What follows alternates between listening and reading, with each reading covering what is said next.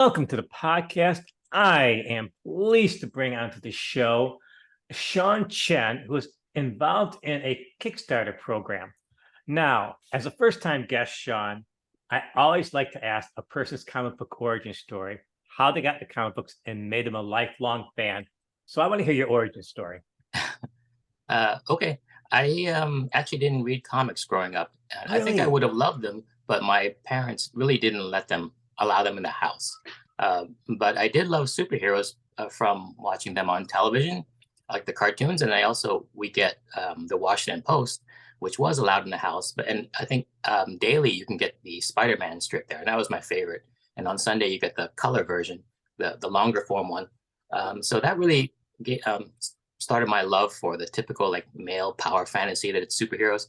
Um, and then I also like to draw, and I'm very classically trained as an artist. And my favorite subject to draw was the superhero stuff. Um, but my first real comic that I read and that really blew my mind and made me want to be in the industry was Heavy Metal magazine. Because strangely enough, comic books at that time were really in the specialty stores, the comic book stores. And I just didn't go there because it just really wasn't in my neighborhood route that there's be a comic book store. But there was the mall, and the mall had the Borders books that had the magazine rack that had, up in the right hand corner, there's the Playboy magazine or Penthouse with a loose side cover, so you can't see the cover of it. Right next to it was the Heavy Metal magazine, and when I looked at that, that really blew my mind, particularly because it was a European style. It was more what I was used to being classically trained. The American superhero style, the dynamic Jack Kirby look, is something that's a little bit unusual if you didn't grow up with it. So I like Milo Manera and Mobius and all those European artists, and that made me want to draw comics. So I practiced a lot and got a portfolio together, and brought it to a lot of different conventions, finally culminating at the San Diego Comic-Con. And so I hung out quite a bit with David Mazzucchelli when I met him at a show, a local show. And then he kind of took me under his wing and taught me all about how comics are done in the great medium of American superhero comics. And that was a great education. And then I showed a portfolio at San Diego Comic-Con to Valiant Comics. Yeah. So what made you decide growing up that I want to be a comic book artist? Was there some kind of defining moment, or is there something that you always thought growing up that I am an artist and that's what I want to do in growing up? How was it for you? I like to draw a lot, and I think the superhero world was it would seem like the most fun thing to draw. So as a classically trained artist, you draw like a lot of still lifes and landscapes, but I mean that really pales in comparison, especially to a kid, to drawing like Superman or like Spider-Man, and then telling us a cool story with it using a narrative. So that was really the reason why I chose comics more than any other form of art. Now, I know who you are, but you know that the comic book fans cycle every few years. So for anybody that's new, who the heck is Sean Chen? Tell them a little bit about yourself, what you've done, and that type of thing before we go on to your Kickstarter. Okay, so Please. I started out at Valiant Comics, and my first comic there was Rye and the Future Force #9, and that one sold because of market forces at the time about 900,000 copies. Um, so that That was was kind of like impressive my at time. yeah. That's big for now. I mean, a lot of companies, I didn't mean to interrupt you, but a lot of companies now would like kill to have that type of numbers all the time. It shows you how different the Yeah. industry is between now and then. But please Yeah, go I on. should make it clear that it's not because of my special ability. Uh, it really was the company I was at and the book I was on at the time I was there. It didn't really matter who they put in that place; they would have done well just because we were in the midst of a bubble in comics where um, sales were just typically through the roof on new comics, especially for a hot company. And Valiant at that time was the hot company. So it was just really luck and timing that I was there for that. And then, unfortunately, it's been downhill ever since, because we don't have anywhere near those sales. Um, so, But I I'm did my sorry. time there. But it almost feels like we're actually almost in a golden age of comic books again because there's so many things that are out there and so many types of comic books and so many things. We may not have the sales and the volume of them, but there's so many fantastic things that are coming out that weren't possible a few years ago. For example, your Evermind Kickstarter that you've got going on right now. And tell the fans a little bit about the project, who you teamed up with, and why you're doing this project. Okay, so I think every artist, when you are moving up, you kind of go through Marvel and DC, and that's a lot of times considered the pinnacle of your career, like how far you can possibly go. But there's really one step more, which is to make your own characters and make your own stories and have your own intellectual properties. So you're drawing actually your own characters rather than characters that belong to Marvel and DC. There was a publisher from 24/7 Comics approached me to see whether I had any story ideas. So I pitched them an idea that I've kind of had for a while, that based on this drawing of a robot girl and a robot gorilla, and he thought it would really make an intriguing story. So we kind of like workshopped that idea over several months, and then finally started it going. And I think it's when we got to about issue 2 or 2.5. Well, actually, when I first started out, I asked him who he thought the main character should look like, because we were kind of developing it together. And he said, like, can you draw Daniel Wu as the main character? I was like, sure, why not? So that was how that decision just happened very quickly. So around issue 2.5, he says that, well, I know Daniel Wu's people. I would like to actually show them this and see whether he'd want to get involved. And that was kind of a long shot, but he showed it to him, and then he liked the story, he liked the character, and then he was on board. So he was on board as a co-creator. And so what he brings to the table is that actors are intrinsically attuned to character and motivation, because that's how they develop a nuanced performance for their TV show or movie. So he really brought a lot of character to a sci-fi story. And sci-fis can often be very plot-based, very action-based. So he brought the character element, and together I think it's a great mix, and it really works well. It is a great, fantastically unique comic book. So briefly, what is 247 Comic Books all about? I've never heard of them. Why haven't other fans heard about them? Okay, so they're very new. Actually, this is their first book. Okay. So they do have a roster of about 10 different books kind of in the pipeline that will come out eventually over the next few years. So yeah, they're very new, and they're very creator focused. So I think there's a lot of talk now about how artists and writers are just wanting to be treated fairly, and then make a living wage. So this company like puts that in the forefront, and also like really seeks to mine the creativity of anyone who has a great story idea, whether it comes from an artist or a writer or whatever. And then so they're just basically a new publishing company that's very creator focused. Is this your first attempt at writing something, or have you done writing before? Okay, that's interesting, because before Evermind, I did write one other thing. However, I've been an artist for a couple of decades, and I never really knew whether I could write. I had a tremendous amount of interest in writing, but I didn't really know whether I could do it. So that's about when I discovered Instagram. So I did put together a comic book and just put it out on Instagram for free, like every couple of weeks, maybe 5 more pages. And it was just an experiment. And I didn't expect it to go that well because the subject matter was very offbeat. And I would only continue it if the comments section were very positive. If they wanted to see more, I would draw more. And it seems like the more I did, it would seem to build up momentum. Eventually, till I got about 60 pages done and the story concluded. And after that, people were very satisfied and emotionally satisfied with the story, and they liked it. And then it got published in 2 places after that.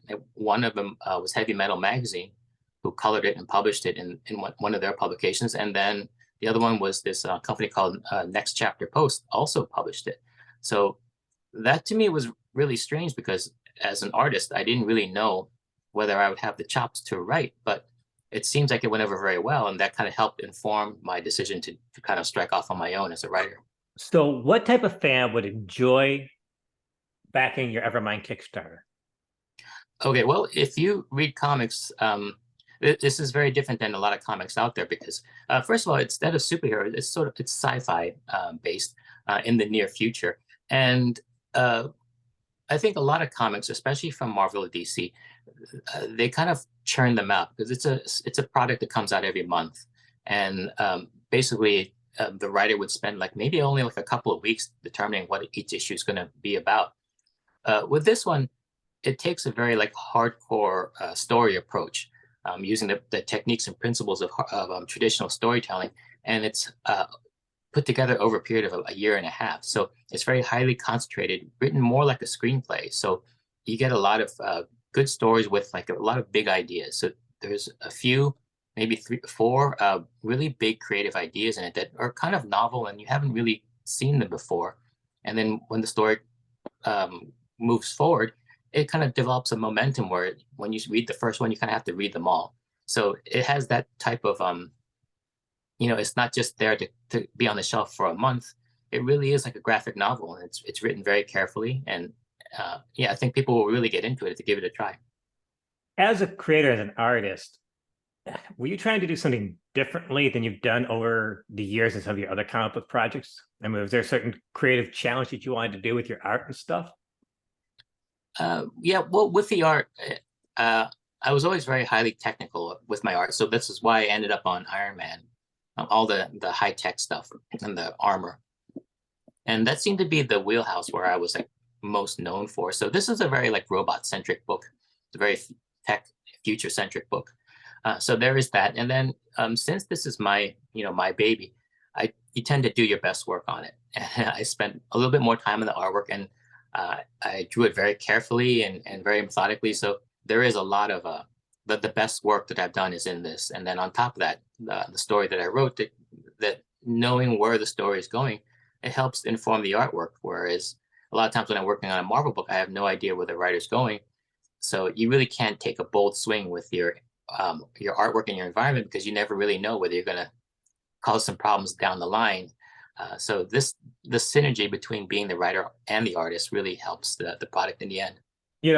I was going over this. I was comparing some of your other art, and any Sean Chen fans out there, and I'm sure there's plenty of them, will see you're right. This art is different. You can see that you put your heart and soul into making it somewhat unique and different, because it is your project. It is your baby. It's a very impressive comic book, which is one of the reasons why I wanted to get you on here. So Thank you. I know there seems to be a lot of Asian American themes running into some of the characters, and you are an Asian American. How do you feel about Asian American representation, both as creators and as characters in the comic books? I found it interesting that over the years, Amadeus Choi, I think that's the name they pronounce it, has slowly risen up in the Marvel ranks to be a little more prominent. And I'm like, oh, that's cool. But it's like, where's the other one? Not to go too much off kilt, but I did a bunch of shows in August about centered around Black creators, and some of these creators are like, when I was growing up, there wasn't a lot of Black creators, or when I was growing up, there wasn't a lot of Black superheroes. And when you go into the 70s, a lot of them Black superheroes seemed like token superheroes and not real superheroes. So as an Asian American, how do you feel about that type of thing in the comic books today and over time? Well, my approach is that I created this story, and the characters at first were kind of just basically blank templates, and their character were only in the broad stroke phase. That's when I asked Carl Choi, my publisher, like who he would like to cast as the main character, and then he picked a person who was Asian, and that's as far as my intent in putting an Asian person in. I think one of the best things you can do is that when you have characters like a hero or a villain, that they can be any race. And this is kind of testament to that, because I didn't have any particular person in mind. He mentioned someone who was Asian, and then boom, he was Asian. So I really didn't really mean anything with it. I mean, the whole family in the story are scientists. So they're just very good at science, which is a trope, but that was never intentional. And I think one of the best things you can do with heroes and the villain is just make them agnostic, like they can be any race, because anyone can be very good or very bad. Particularly with the villains, these days you have to be very careful how you cast that. But for me, I just think that they could be any race, and then whatever happens, happens. As far as being an Asian creator, a lot of people say like that we're not that significantly represented in this industry, but that's not really true from an artist standpoint, because tons of comic book artists are Asian, and Yeah, I'm not sure why that's very diverse. And then the writing part is not so much. There's very few Asian writers. And I think that could be attributed to the fact that, uh, art and writing is subjective, but you can tell when a comic portfolio comes in, whether a person can draw or not. There's a minimum level of ability where you have to achieve to make a viable comic. And then, so you just can't hire your white friend or cousin if you wanted to. You have to go to the person who can do the job. And there's so few of them, so you have to kind of go all over the world to find the best artists wherever they are. I mean, so many of them. Like you have to go sometimes to the Philippines because whoever can do the job well, that's who you hire. So I'm not sure what that says about writing, and that maybe writing is also subjective. Maybe the standards of writing are lower in comics, but you can hire just about anyone to write a comic if they do the hard work of just studying the character and then doing their best. Um, and I guess that's the reason why that tends not to diversify as much. So in this, I'm an artist, so I wanted to write my own story. I'm Asian, so I am now an Asian comic book writer, and no one really gave me that opportunity. It's one of those things I have to kind of create and put it out there and see whether people will accept me as a writer. I mean, if they like the story, then good. Personally, I respect everybody for who and what they are. It makes no difference whether they're Asian, Black, and female. I want to read fantastic comic books that look great. And you've done a fantastic job on this. And I'm really impressed with it. I really like it. And I'm so glad that it's turning out the way you want it. I'm curious though, are you a movie buff? I am actually. That's where most of my love for story comes from. I mean, I'm a lot like a lot of people. I don't read as much as I could, mostly because I spend so much time drawing. But I do love movies. They're just a lot easier just to get into. And especially like at the end, how the story makes you feel. If it's written very well, it can really bring you to tears. And I thought that the power to be able to do that and to craft a story like that makes me feel the same way or would make other people feel the same way, I thought was an incredible power. So I would study movies relentlessly. But I think what you're probably thinking about is the cover to issue 2, where there's a robot that's kind of in a Marilyn Monroe pose. That really is just because that kind of trope exists out there. Like that Marilyn Monroe pose. I've never seen that movie, but Oh, it you've it kind never of seen goes. that movie. That's you really need to take your time to see that movie. That is one of the good movies. Have you ever seen Some Like It Hot? That movie? I have not. Oh, you've got to go get a if we're growing up, Ken, you've got to go see Some Like It's Hot. It's one of the best Marilyn Monroe movies out there. It's one of the best comedies of all time. Sean, you got Oh wow. that's your homework assignment. No, and Okay. also your because your robot also reminds me of the Metropolis movies from the early 1920s also, and I Okay. just saw some things. Just wonder how that was filtering through. Um, so you were also at the New York Convention this week, correct? You're at the New York Yes, I am. Comic Con. Yeah.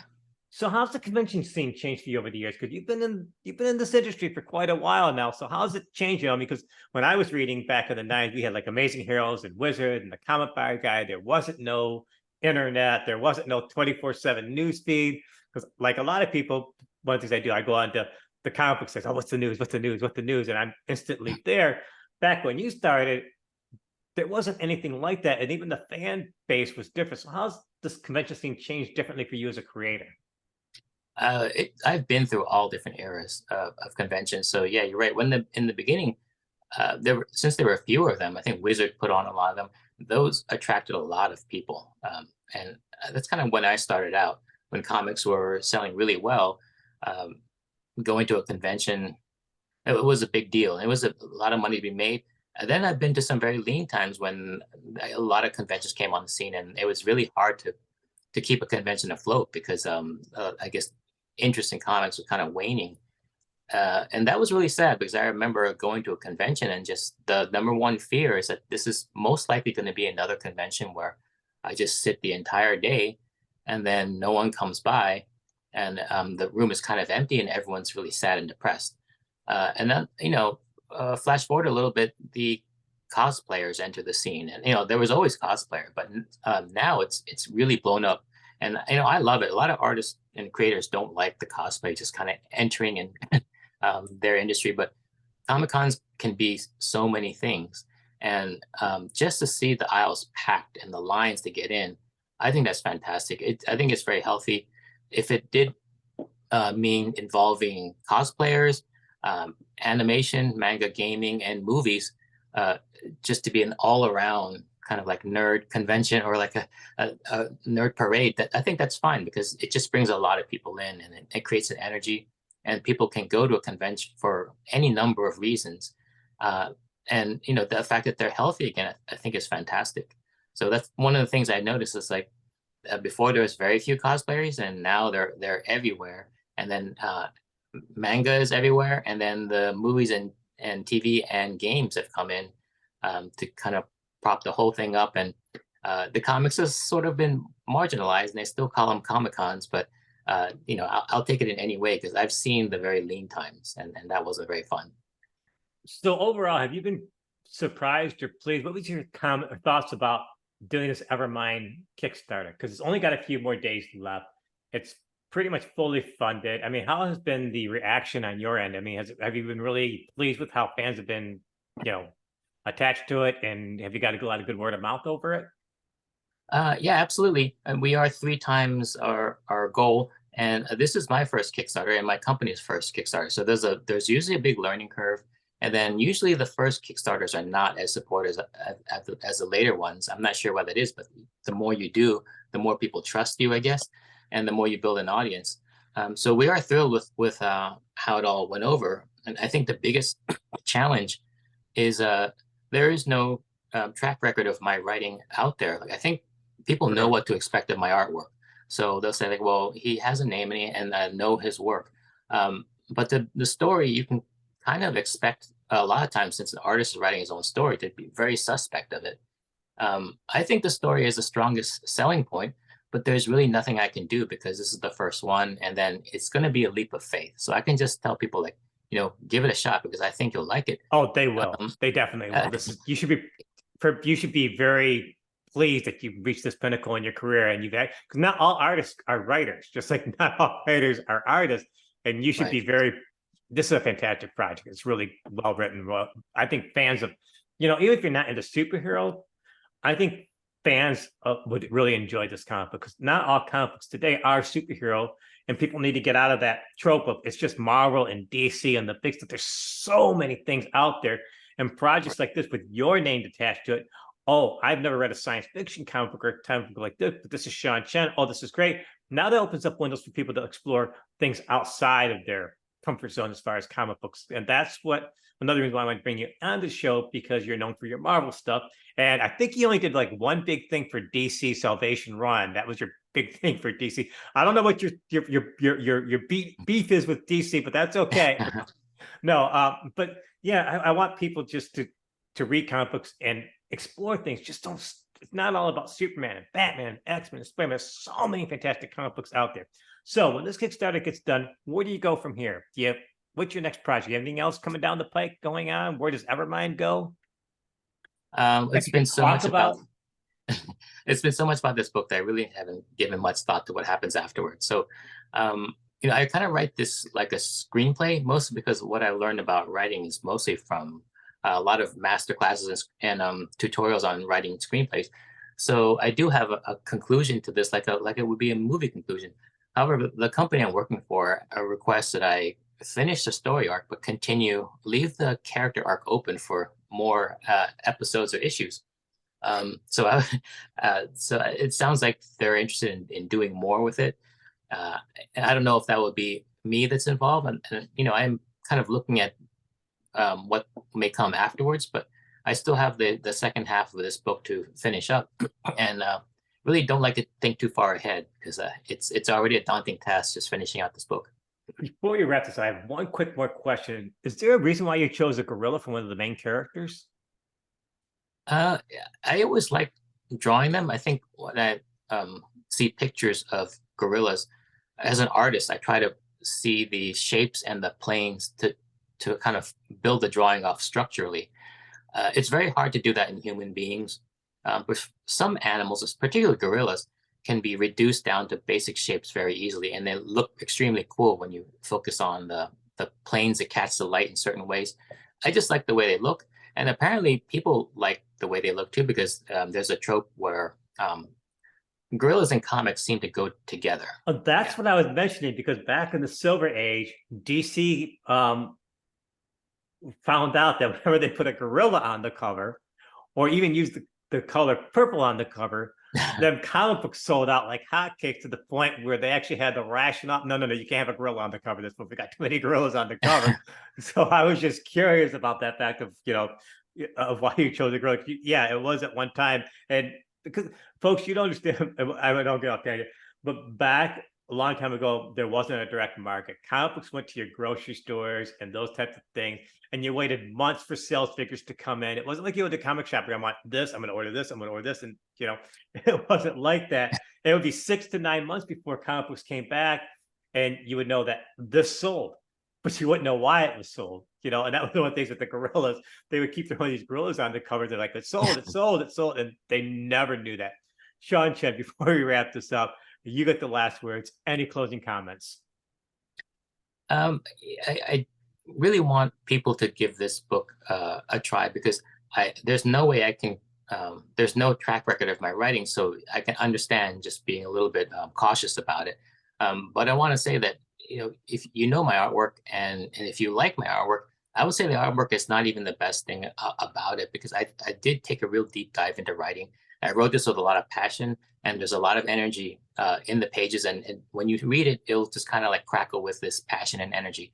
And the writing, it's written in a way using story brain science that really propels you along. And most people in the early beta reader testers that we did give this book to, they would binge read it, like go from beginning to end, only really intending to read the first issue, but they had to read the rest, and then there's a cliffhanger and they want to see more. And that's really the best compliment that I can get, is that people were engaged with the story. So the story I just is fantastic, put that out there, and hope that just trust me, give it a try, and then you'll get into it.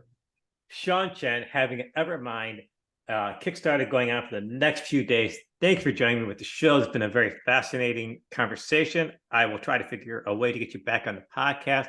Good luck, and I hope to have you sometime soon. Great. Yeah, this has been a lot of fun. So thank you very much for the platform.